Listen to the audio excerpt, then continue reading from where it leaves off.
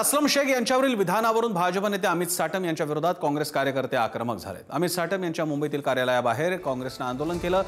यावेळी भाजप आणि काँग्रेस कार्यकर्ते आमने-सामने आले। असलम शेख पाकिस्तानची औलाद आहे, मुंबईतील हिरवी पिलावळ गाडणार असं विधान भाजप मुंबई प्रदेशाध्यक्ष अमित साटम यांनी केलं होतं। तर असलम शेख यांच्यावर मंत्री मंगल प्रभात लोढांना धमकी दिल्याचा आरोप आहे।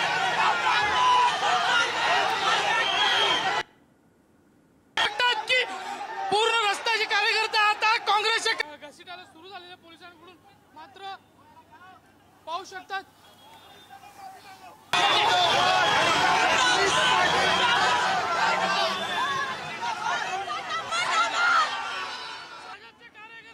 हवी होताना दिसतात आहे। पूर्ण भाजपचे कार्यकर्ते आहेत, भाजपचे कार्यकर्ते आहेत जे पूर्ण आता गाडीला।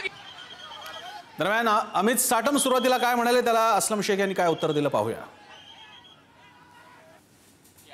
नाही, असलम शेख नावाच्या पाकिस्तानच्या औलादीने लोढाजींवरती गंभीर अशा प्रकारचा हल्ला चढवलेला आहे, त्यांना धमकी दिलेली आहे, त्यांना आणि त्यांच्या संपूर्ण परिवाराला संपवण्याची धमकी दिलेली आहे। आपल्या माध्यमातून आम्ही असलम शेखला सांगू इच्छितो की असलम शेख, आपल्यासारख्या पाकिस्तानच्या औलादीला आम्ही अजिबात भीक घालत नाही। तुम्ही ज्या प्रकारे मालवणी पॅटर्न त्या मालाडमध्ये जो चालवलेला आहे तो मालवणी पॅटर्न उकडून फेकल्याशिवाय आम्ही गप्प बसणार नाही आणि येणाऱ्या काळामध्ये तुमच्यासारखी हिरवी पिलावळ या मुंबई शहरात गाडल्याशिवाय आम्ही राहणार नाही। आणि त्यामुळे अशा प्रकारचे आरोप किंवा अशा प्रकारची वल्गना आपण कदापि करू नये। कायद्याच्या अधीन राहून तुमच्यावरती कारवाई होईल। अमित साटम एक बदतमीज आदमी है, उसकी परवरिश में कहीं कमी रह गई है।